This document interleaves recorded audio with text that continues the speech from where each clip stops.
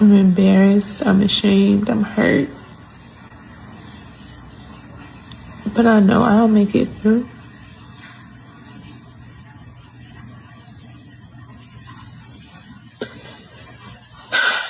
I've tried everything. Yada. Everything. I'm here getting the rest of my stuff.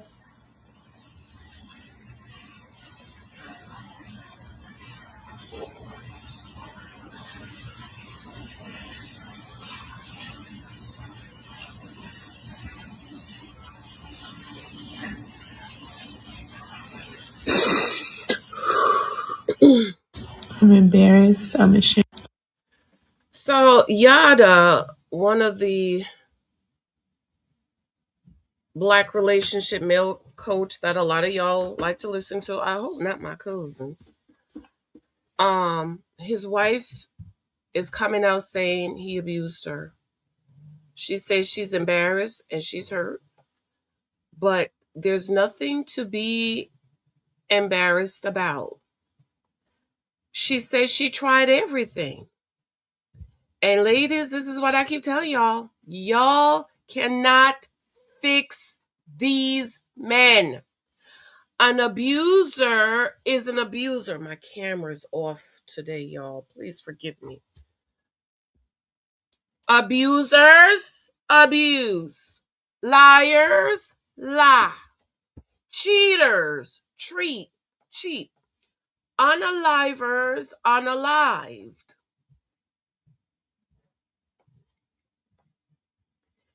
Thieves steal. You cannot change them. You can't fix them. You hear her saying, I tried everything. I read some of those text messages about her trying to get her teeth fixed. Didn't he say he paid her $250,000 a year? I sure hope she was stashing some of that money because obviously it's not the first time he's beaten her. And weren't he accused of beating his other wife or the woman?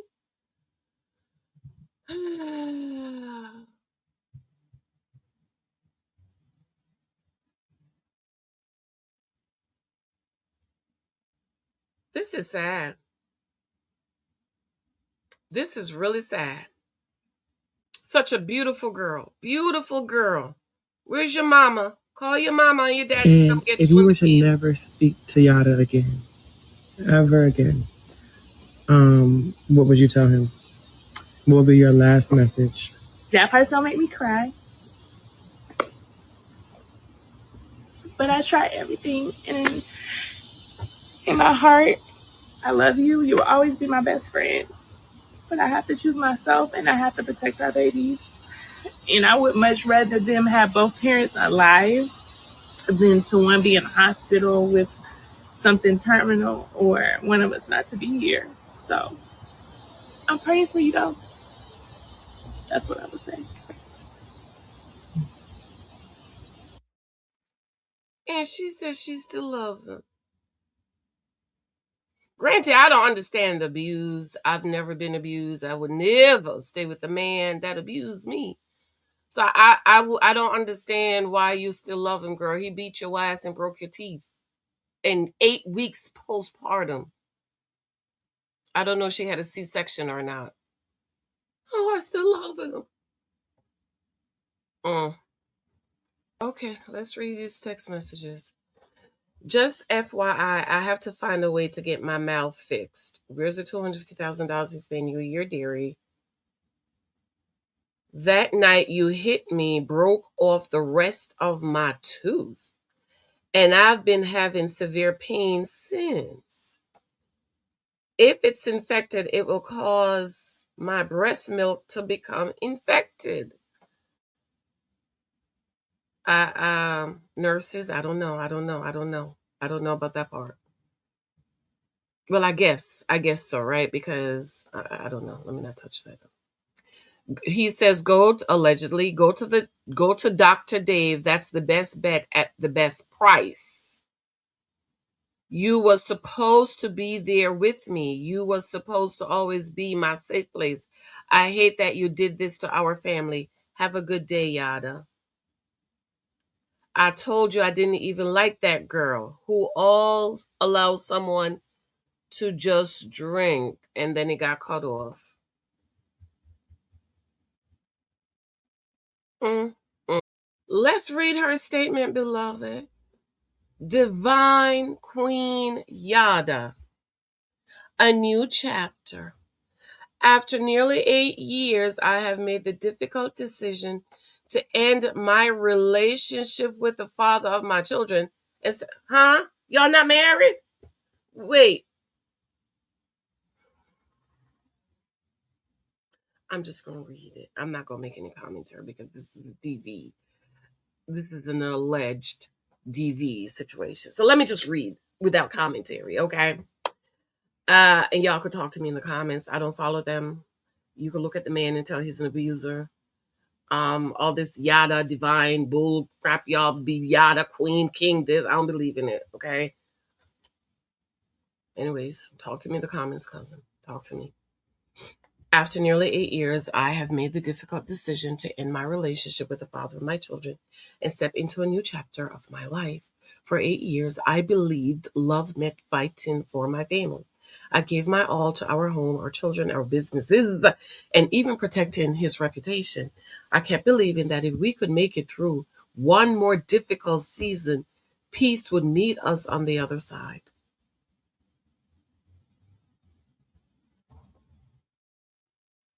Isn't that crazy? Make it through what if I just go through this, then after this is gonna be peace. Okay, girl.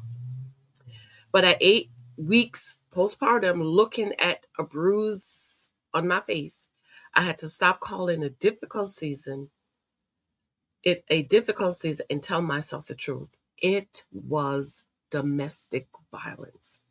My 20s were filled with business, babies, and bruises. Building, giving, forgiving, leaving, returning, healing, and hoping. I didn't leave because I stopped loving him. I left because I realized that if I continued to stay, eventually I would drown. Mm, mm, mm. The hardest part has been grieving the future I imagined for our children. But one day they will understand that I chose their safety and my peace over a love story I desperately wanted to save. I've learned that people can change. People can heal. Okay, girl. But you don't have to lose yourself waiting for them to do it. Loyalty should never require abandoning yourself. I don't share this for sympathy or to tear anyone down. What happened is part of my story, but it will never become my identity. How many more of these stories do we need to hear, though? Huh? How many, y'all, young girls, women, how many more abuse stories do we need to hear? I'm confused about, oh, this is going to be a part of my story. How many more women do we need abused and being killed for y'all to walk away the first time and stop talking about, oh, this is going to be part of my story? We don't need no more domestic violence stories. We don't need any more. We have a whole lot of them. We have a lot of domestic violence story. We have a lot of Black women being killed by their husbands. So please tell me, how many more of these stories do we need to have? How many more? How many more? Like, I'm sick and tired of this is my story. I'm tired of it. I'm tired of oh, this is a part of my story. We don't need anymore because we have so many women this year alone being killed by their husbands. And y'all still sitting there talking about this is going to be part of my story. This is part of my identity. No, this is your identity, ma'am. This is who you are. You stayed with a man who beat his other woman and's been beating your ass for 8 years. Excuse me, cousins. I am just so sick and tired. I am so sick and tired of hearing these stories. And then how much you gonna bet She's going to go start a podcast monetizing her abuse story. Like, how many more, really? I keep these ladies up here. I keep these women up here on my dashboard so I can look at these women every day. This was only 2026 alone of women being unalived by their husbands and men and fiancés and boyfriends, baby daddy. So how many more stories do we need? How many more? Oh, Lord Jesus. Pay attention to the thing, Lexi. Two, make sure you're getting it on your shirt. Oh, Lord Jesus. I am more than someone's wife. I am more than the things I survived. I am a mother, a woman of faith, a visionary, and a woman learning what it means to choose herself. And through this journey, House of Divine, did not tell you was born. Did not tell you? Did not tell you? House of Divine was born. No, you need to go check into therapy, ma'am. You don't need to be teaching women. You don't need to have nobody's house. I'll talk about House of Divine. Go sit in extensive counseling and figure out, look in the mirror and see why you sat there and let that man beat your ass all these years.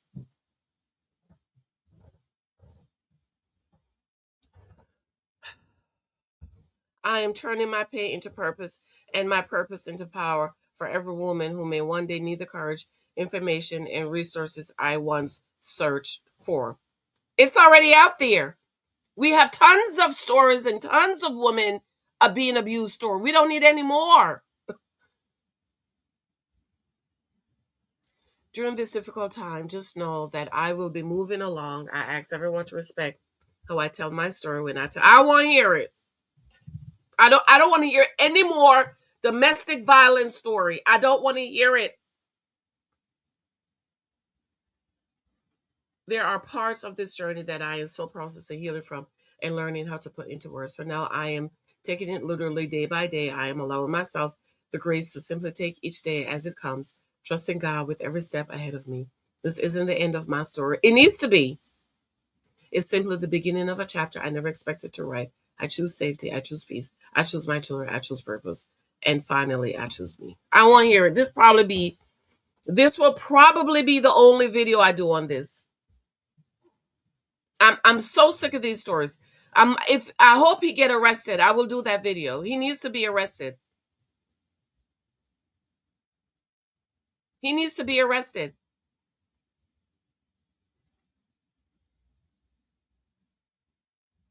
He needs to go to jail.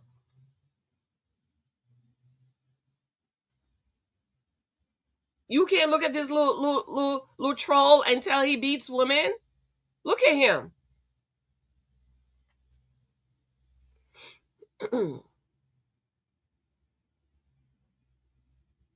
Like, do we really need to hear another domestic violence story?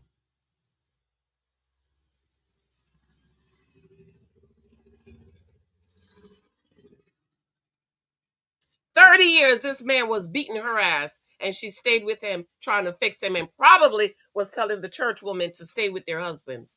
And you know what he did? Unalived her while she was sleeping. This one here married a no good man who unalived her.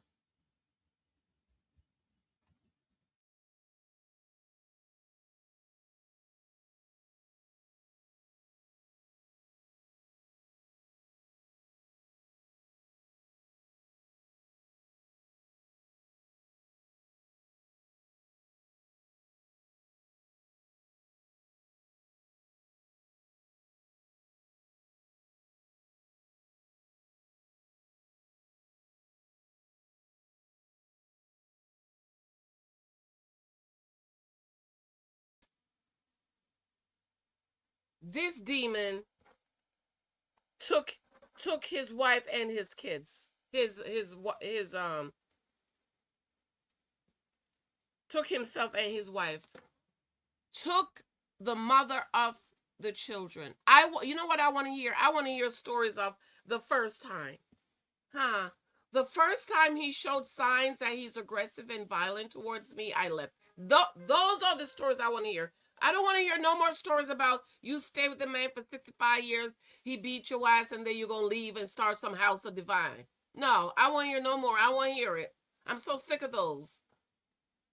This will probably be my only story, because he had already, allegedly, according to the cousins, had already abused the other wife or the other baby mama, whatever they got going over there in that twisted, what's the Bible called? Crooked, whatever they're doing over there. Okay. And y'all be getting with these men who beat women, and then y'all want to come cry. This is why I can't do these stories. This is why I can't. This is why I try to stay away from these DV stories. If it's not the first time he was aggressive towards me, I walked away. I don't want to hear it, because we have too many testimonies. We have too many women. We have too many of these stories. We don't need any more. We really don't.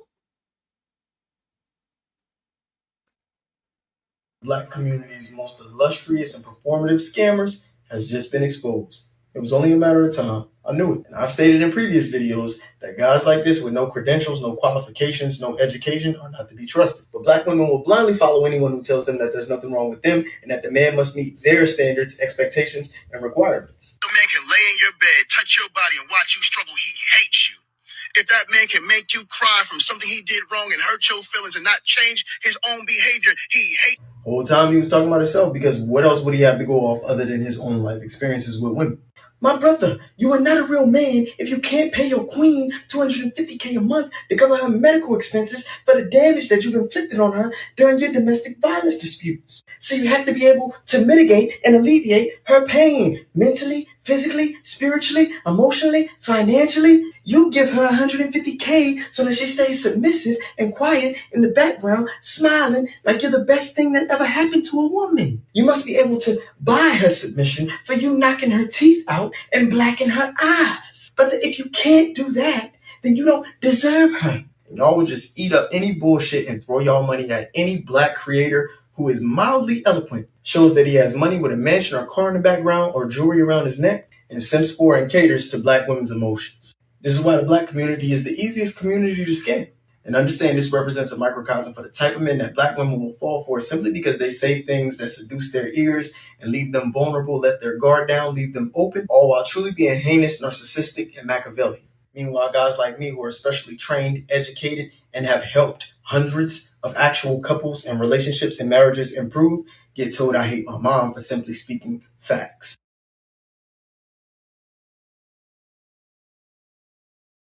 Well, y'all see me sitting over here, but people they'll go listen to him because he has the big car, the house. I don't want to hear no more DV stories. I'm tired. I am tired. I want to hear the first time. Hallelujah. Let's start the first time movement. The first time. My daddy said, the first time he hit you. The first time. You need to leave.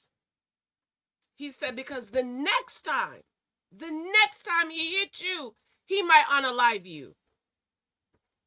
And what I said for myself in my dating journey, the first time a man is aggressive towards me, the first time he's mean, he's yelling at me, screaming at me, being mean and not being a gentleman, I'm out. Ain't nobody gonna beat my ass. I got 5 brothers. I'm the oldest. I got 5 brothers, and I grew up with all uncles, I come from male cousins on both sides. Nobody's gonna beat Janice's ass. We gonna fight, honey. I'm not sitting there and let nobody not gonna beat me ass. I'm not sitting on I make no man beat me. Me I have your baby, me I carry you picking me pregnant, me wash me, I cook me, I take care of you, and then you go turn around and beat me. The devil is a lie. No. But anyways, this is why I don't talk about DV, because some of this stuff just get me going, because I don't know how y'all be doing it. There is no way. And maybe it's because I don't understand, because I would never sit down and let a man beat my ass. But anyways, I gotta go. See, I'm wearing my angry shirt. I'm wearing my angry shirt from Married at First Sight. Come on back from Married at First Sight, season 20, episode 17, part 2. Love you guys. Oh, the husband profile. Come on. Sign up for the husband profile so I can teach you not to choose men like Yada. What to look for in a good man. How to pay attention to the red flags. Is he mean? Is he not being a gentleman to you? Is he cussing you out? Is he calling you a hoe, a bitch, and a slut? Why would you marry that person? I gotta go. Bye.